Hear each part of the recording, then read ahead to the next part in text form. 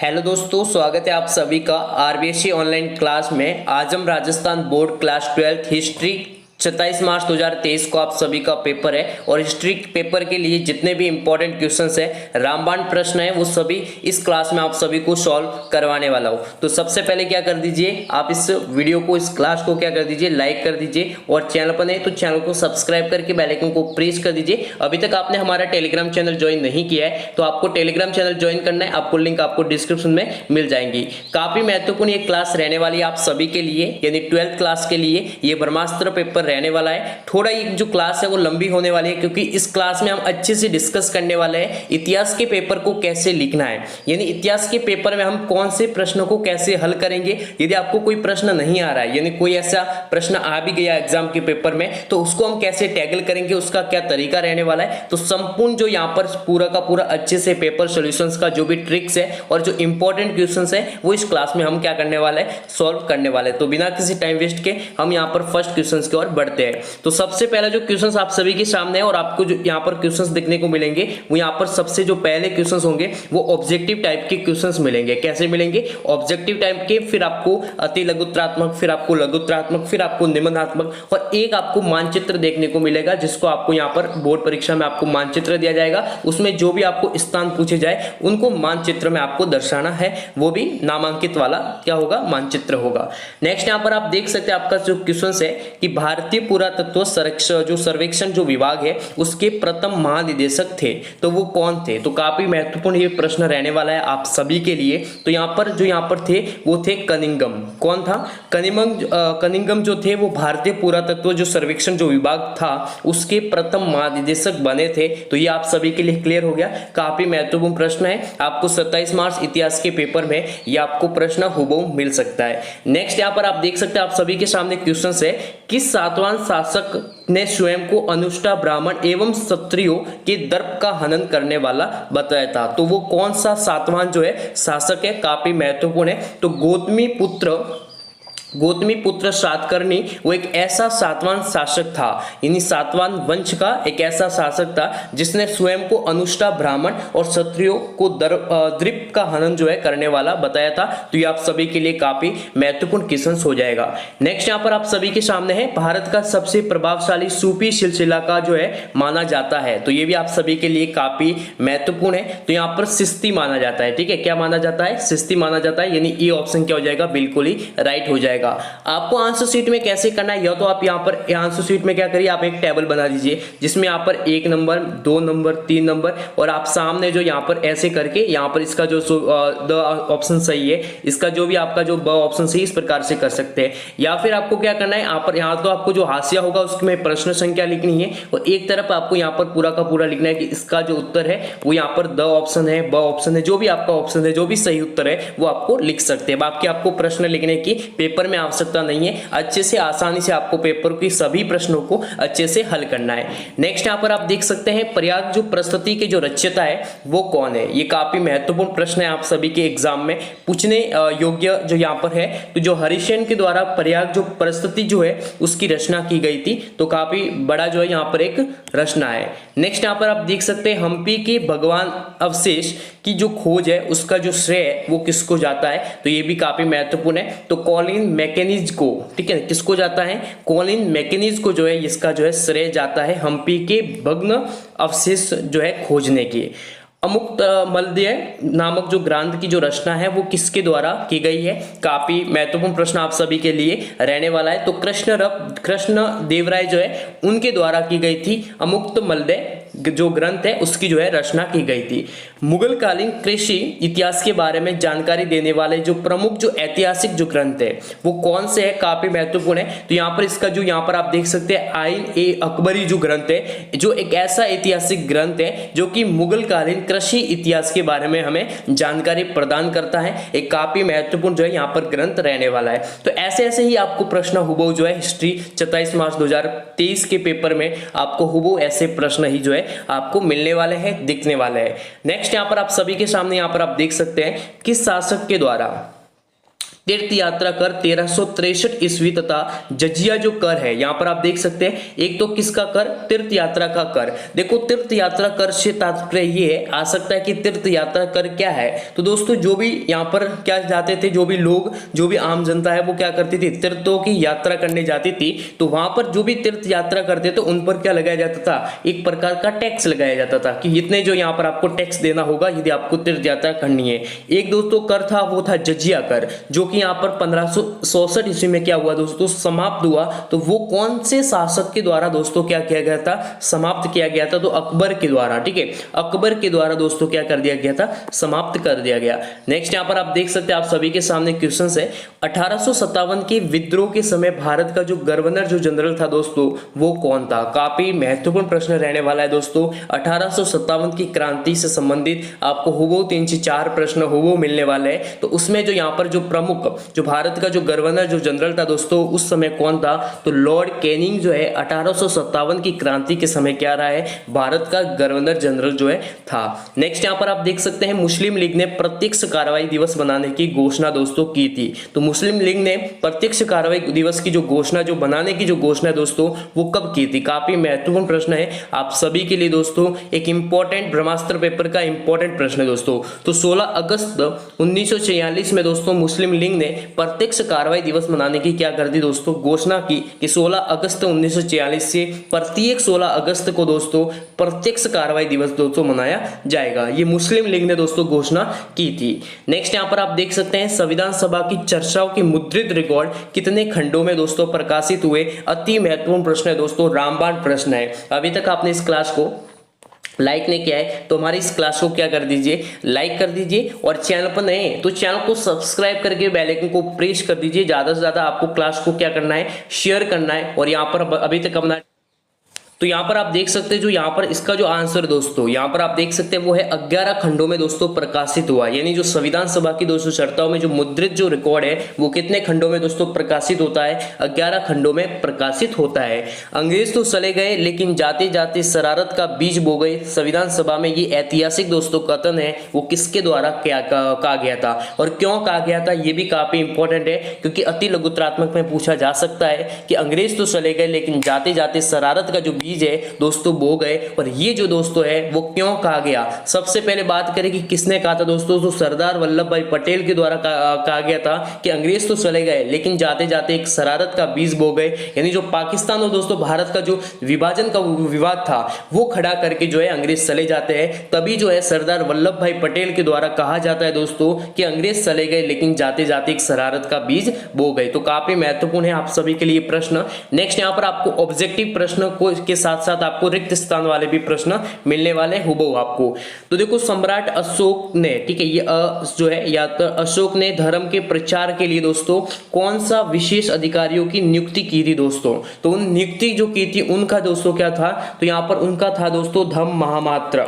ठीक है ना, ये काफी इंपॉर्टेंट है, आप देख सकते हैं कौन सा नामक एक धम्म महामात्र जो है विशेष अधिकारियों की दोस्तों नियुक्ति की गई थी सम्राट अशोक ने धर्म के प्रचार के लिए। क्यों की गई थी दोस्तों, तो धर्म के प्रचार के लिए की गई थी। काफी महत्वपूर्ण है, जितनी भी यहाँ पर एक एक प्रश्न मैं आपको करवा रहा हूँ उसका पूरा डिस्क्रिप्शन तैयार करके बता रहा हूँ क्योंकि ये आप सभी के हुबहू जो है एग्जाम के पेपर में आप सभी को मिलने वाला है। 27 मार्च 2023 इतिहास का पेपर शानदार रहने वाला है, बेहतर रहने वाला है दोस्तों, इसलिए जितने भी इंपॉर्टेंट क्वेश्चन है वो अभी से मैं आपको क्लियर करवा रहा हूं। नेक्स्ट यहाँ पर आप देख सकते हैं आप सभी के सामने है, यहाँ पर मुसलमान जो समुदाय है उनको निर्देशित करने वाला दोस्तों जो कानून है वो कौन सा कानून है। ठीक है, ये सलमान नहीं है दोस्तों, मुसलमान है। ठीक है, तो देखो मुसलमान दोस्तों कम्युनिकेट है, एक कम्युनिटी है दोस्तों, उसको निर्देशित करने वाला दोस्तों जो कानून है दोस्तों, जो लॉ है वो कौन सा दोस्तों, सरिया लॉ। ठीक है, सरिया कानून जो है वो एक ऐसा कानून है दोस्तों जो मुसलमान समुदाय को क्या करता है दोस्तों, निर्देशित करता है। किसके लिए दोस्तों, कि क्या काम करना है, किस धर्म को मानना है, सब कुछ जो है या दोस्तों सरिया कानून ही तय करता है। नेक्स्ट यहाँ पर आप देख सकते हैं एशियाटिक सोसाइटी की स्थापना दोस्तों, ठीक है, वो किसके द्वारा की गई दोस्तों? और 1777 में कलकत्ता में की गई दोस्तों। तो वो किसके द्वारा की गई थी दोस्तों? तो यहाँ पर काफी महत्वपूर्ण दोस्तों, सर विलियम जेम्स के द्वारा, सर विलियम जेम्स के द्वारा दोस्तों क्या की जाती है? एशियाटिक सोसाइटी की स्थापना की जाती है दोस्तों। आ सकता है sir William James Asiatic society की स्थापना दोस्तों कब की गई व कहाँ की गई? तो दोस्तों इसका आंसर होगा 1784 ईस्वी में की गई दोस्तों। कहां की गई दोस्तों? कलकत्ता में की गई। काफी महत्वपूर्ण प्रश्न है, वो आपको एग्जाम के पेपर में दिखने को मिल सकता है। नेक्स्ट यहां पर आप देख सकते हैं, आप सभी के सामने है कि कांग्रेस का 1929 ईस्वी का वार्षिक जो अधिवेशन दोस्तों कहां पर हुआ था दोस्तों? लाहौर में हुआ था। कहां पर हुआ था दोस्तों? लाहौर शहर में हुआ था कांग्रेस का अधिवेशन 1929 वाला, ठीक है ना, जिसमें पंडित जवाहरलाल नेहरू की अध्यक्षता में हुआ, जिसमें एक प्रस्ताव पारित किया गया। तो दोस्तों वो कौन सा प्रस्ताव था? एक प्रस्ताव था दोस्तों, वो था पूर्ण स्वाधीनता का। पहले दोस्तों क्या चाहते थे? सिर्फ और सिर्फ हमें दोस्तों स्वाधीनता चाहिए, लेकिन अभी क्या चाहिए दोस्तों? पूर्ण स्वाधीनता चाहिए, ठीक है। तो उसका जो प्रस्ताव है वो कौन से अधिवेशन में पारित होता है? तो 1929 में दोस्तों वार्षिक अधिवेशन होता है लाहौर में। कौन सा अधिवेशन दोस्तों? कांग्रेस का अधिवेशन होता है, उसमें फिर ये प्रस्ताव पारित हो जाता है। नेक्स्ट यहां पर आप देख सकते हैं, निम्नलिखित में प्रश्नों के उत्तर एक शब्द या एक पंक्ति में आपको देना है। जैसे यहां पर आप देख सकते हैं, काफी महत्वपूर्ण है, सिंधु सभ्यता के किस पूरा स्थल का शाब्दिक अर्थ मृतकों का टीला है? काफी महत्वपूर्ण है आप सभी के सामने। तो यहां पर उसका जो है यहां पर क्या है? तो दोस्तों मोहनजोदड़ो। ये काफी महत्वपूर्ण दोस्तों आ सकता है, आपके एग्जाम के पेपर में वो भी मिल सकता है। तो दोस्तों मोहनजोदड़ो का पुरातत्व स्थल है, उसका शाब्दिक अर्थ क्या है दोस्तों? मृतकों का किला है। क्या दोस्तों? मृतकों का किला है, ये इसका सही आंसर हो जाएगा। नेक्स्ट यहाँ पर आप देख सकते हैं, महाभारत के समालोचनात्मक संस्करण तैयार करने की कब और किसके नेतृत्व में शुरुआत की गई? अति महत्वपूर्ण प्रश्न है आप सभी के लिए दोस्तों। तो यहाँ पर महाभारत में, ठीक है दोस्तों, काफी महत्वपूर्ण है। तो दोस्तों 1919 में की गई। कब की गई दोस्तों? 1919 की जो यहाँ पर सन है वो आपको याद करना है। किसके द्वारा की गई दोस्तों? तो BH, किसके नेतृत्व में की गई? तो दोस्तों BH सुंखथाकर, ठीक है, ये जो नाम याद रखना, अटपटा नाम है दोस्तों। सुंखथाकर जो है उसके नेतृत्व में दोस्तों की गई थी समालोचनात्मक संस्कृत तैयार करने की। 1919 दोस्तों BH सुंखथाकर। सुदर्शन जिल का दोस्तों जीर्णोद्धार एक संघ शासक था दोस्तों, संघ वच का जो शासक था दोस्तों, वो किसके द्वारा की गई दोस्तों? तो रुद्रदामन। किसके द्वारा जीर्णोद्धार करवाया गया दोस्तों? जीर्णोद्धार का अर्थ होता है दोस्तों उसकी मरम्मत करवाना, उसको रेनोवेशन करवाना, ठीक है, तो वो होता है दोस्तों जीर्णोद्धार, ठीक है ना। तो वो उसके रुद्रदामन शासक के द्वारा, जो कि शक शासक था। नेक्स्ट यहाँ पर आप सभी के सामने क्वेश्चंस है, बर्नियर द्वारा मुगल कालीन शहरों को क्या नाम दिया गया? जो दोस्तों बर्नियर था उसके द्वारा एक मुगल कालीन जो शहर था उसका दोस्तों नाम दिया गया था, वो था शिविर नगर। क्या था दोस्तों? शिविर नगर। अति महत्वपूर्ण, very very most important question है आप सभी के लिए। 16 शासकों द्वारा निर्मित 2 मंदिरों के नाम बताना है, जो कि 16 शासकों के द्वारा उनका निर्माण किया गया दोस्तों। तो एक तो है दोस्तों गंगेकोंड शोलपुरम, ठीक है ना, ये याद रखना दोस्तों, काफी महत्वपूर्ण जो है यहाँ पर आपका रहने वाला है गंगेकोंड शोलपुरम, ठीक है ना। एक तो ये है दोस्तों जो कि 16 शासक द्वारा मंदिर का निर्माण किया गया था, गंगेकोंड शोलपुरम। एक था दोस्तों सिम्बरम, ठीक है ना, सिम्बरम, ये भी काफी महत्वपूर्ण है। नेक्स्ट यहाँ पर आप देख सकते हैं, आप सभी के साथ यहाँ पर विद आंसर आप सभी को मिल रहा है कि यहाँ पर राक्षसी तो तागंडी तालीकोटा का जो युद्ध है वो दोस्तों कब होता है, किनके मध्य होता है? दोस्तों लिखने का तरीका यहाँ पर काफी एक महत्वपूर्ण हिस्सा रहता है आपके स्कोर को बढ़ाने के लिए। तो यहाँ पर आप देख सकते हैं, राक्षसी जो तागंडी है वो दोस्तों तालीकोटा का युद्ध 1565 ईस्वी में विजयनगर, दोस्तों कहां पर? विजयनगर और बीजापुर, गोलकुंडा, अहमदनगर की संयुक्त सेनाओं के मध्य हुआ। इस युद्ध में विजयनगर की पराजय के बाद विजेता सेनाओं में विजय कर विजयनगर को जमकर लूटा।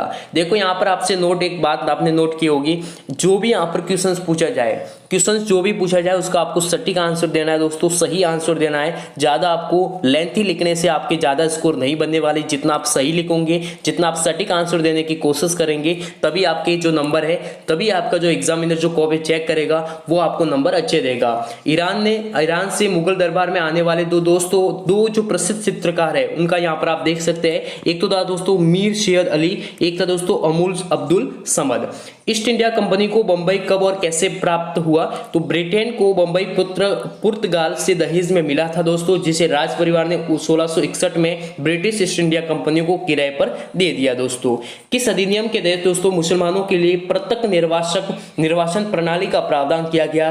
वेरी इंपॉर्टेंट क्वेश्चन है, रामबाण प्रश्न है दोस्तों यहाँ पर 27 मार्च 2023 पेपर के लिए। तो दोस्तों भारत सरकार का अधिनियम दोस्तों 1909 मार्ले और मिंटो का दोस्तों सुधार अधिनियम जो था उसे मार्ले मिंटो सुधार अधिनियम भी कहा जाता है दोस्तों। तो यहाँ पर आप देख सकते हैं भारत सरकार का अधिनियम दोस्तों 1909 में, ठीक है। एक तो दोस्तों 1909 का भारत सरकार अधिनियम, एक दोस्तों यहाँ पर था भारत सरकार अधिनियम 1919 का, एक था दोस्तों 1935 का। ये तीनों के तीनों अधिनियम काफी महत्वपूर्ण है। इनमें कौन कौन से प्रावधान किए गए हैं, ठीक है ना, जैसे द्वैत शासन है, बहुत सारे ऐसे ऐसे प्रावधान किए गए, तो उनको प्रावधान को जरूर आप एक बार कंफर्म कर लेना। और जो पृथक जो निर्वासन प्रणाली जो कि मुसलमानों के लिए जो थी वो कौन से अधिनियम के तहत होता है दोस्तों? वो 1909 भारत सरकार का जो अधिनियम था दोस्तों 1909 उसके तहत होता है। नेक्स्ट यहाँ पर आप देख सकते हैं, आप सभी के सामने क्वेश्चन है, संविधान सभा में सहयोग करने वाले दो प्रमुख प्रशासनिक जो अधिकारी थे दोस्तों, वो एक तो था BN राव। कौन था दोस्तों? एक तो था BN राव जो कि संवैधानिक सलाहकार था, एक था दोस्तों HN मुखर्जी जो कि क्या था दोस्तों? मुख्य योजनाकार था। इसी प्रकार से यहाँ पर आप देख सकते हैं काफी महत्वपूर्ण है, किस आदिवासी नेता ने संविधान सभा में आदिवासियों को पृथक निर्वाचिका का अधिकार देने की जो दोस्तों मांग की थी? अति महत्वपूर्ण प्रश्न है। अभी तक आपने इस क्लास को लाइक नहीं किया है तो कर दीजिए इस क्लास को लाइक, चैनल पर नहीं तो चैनल को सब्सक्राइब करके बेल आइकन को प्रेस कर दीजिए। ज्यादा से ज्यादा आपको क्या करना है, इस क्लास को शेयर करना है। तो वो कौन सा दोस्तों आदिवासी नेता था? तो जयपाल सिंह मुंडा दोस्तों। जयपाल सिंह मुंडा ने संविधान सभा में आदिवासियों को पृथक निर्वाचिका का अधिकार दिलाने के लिए क्या की थी दोस्तों? डिमांड की थी, उसकी मांग की थी। नेक्स्ट यहाँ पर आप देख सकते हैं दोस्तों पितृवंशिकता एंड मातृवंशिकता, जिससे यहाँ पर पितृवंशनात्मक या फिर मातृवंशनात्मक जो कहा जाता है तो उसको आपको स्पष्ट करना है दोस्तों। तो सबसे बात करेंगे पितृवंश। देखो पितृवंश यदि सरल भाषा में सरल शब्दों में उसको एक्सप्लेन करूं, देखो सामाजिक परंपरा में वंश परंपरा होती है वो दोस्तों दो प्रकार से होती थी। पहले दोस्तों जो चलती थी वो पितृ संतात्मक चलती थी और मातृ संतात्मक भी चलती थी दोस्तों। वर्तमान में कौन सी दोस्तों चल रही है? तो यहाँ पर सबसे पहले बात करें पितृ संतात्मक की दोस्तों, तो पिता से पुत्र फिर पौत्र और प्रपौत्र आदि से चलती है। वे संपत्ति के क्या रहते दोस्तों? उत्तराधिकारी होते हैं। लेकिन दोस्तों वर्तमान में दोनों के लिए क्या दोस्तों? समान है। मातृ संतात्मक में होता है दोस्तों मां से जुड़ी हुई होती है, जिसमें किसी व्यक्ति की सामाजिक पहचान और मान्यता उसके मातृवंश से होती है। तो ये काफी महत्वपूर्ण है आप सभी के लिए। इसी प्रकार से यहाँ पर आप देख सकते हैं बौद्ध धर्म से जुड़े निम्नलिखित स्थलों का महत्व स्पष्ट करना है। जैसे कपिल वस्तु है दोस्तों, तो कपिल वस्तु गौतम बुद्ध का जो जन्म एवं बोध गया गौतम बुद्ध का जो ज्ञान प्राप्ति हुई। सारनाथ धर्म चक्र जो प्रवर्तन है दोस्तों, कुशीनारा निर्वाण प्राप्ति। इसी प्रकार से यहाँ पर आप देख सकते हैं दोस्तों जैन धर्म की पंच महावर्त जो व्यवस्था है दोस्तों काफी महत्वपूर्ण है दोस्तों। तो जैन धर्म के 5 मूलभूत सिद्धांत, ठीक है, जिनको पंच महावर्त के नाम से दोस्तों जाना जाता है, जिससे सबसे पहला है दोस्तों सत्य, यानी सदैव हमेशा दोस्तों क्या बोलना चाहिए? सत्य बोलना चाहिए। अहिंसा, जीवन मात्र के प्रति दोस्तों हिंसा न करना है, अहिंसा का जो है हमें मार्ग अपनाना है। अस्त्य यानी दोस्तों चोरी न करना, ठीक है। अपरिग्रह यानी दोस्तों धन का संचय न करना, धन का दान करना दोस्तों। ब्रह्मचर्य यानी इंद्रिय निग्रह करना दोस्तों। इसी प्रकार से आप सभी के सामने बहुत सारे इंपॉर्टेंट क्वेश्चंस है, इनके लिखने का तरीका यहाँ पर आप देख सकते हैं। इसी प्रकार से आपको क्या करना है? लिखने का तरीका रखना है, अच्छे से आपको यहाँ पर आंसर को राइट करना है, आंसर को अच्छे से आपको लिखना है। नेक्स्ट यहाँ पर आप देख सकते हैं इसी प्रकार से आईने अकबरी का संक्षिप्त जो है टिप्पणी है। मुगनकाली जो मनशब्दारी व्यवस्था में जात या सवार का जो अर्थ है वो दोस्तों क्या होता था? तो दोस्तों जात शाही पदानुक्रम मनसबदार के पदन या वेतन का सूचक था और सवार ये सूचित करता था कि मनसबदार को शाही सेवा में कितने घुड़सवार रखना अपेक्षित था।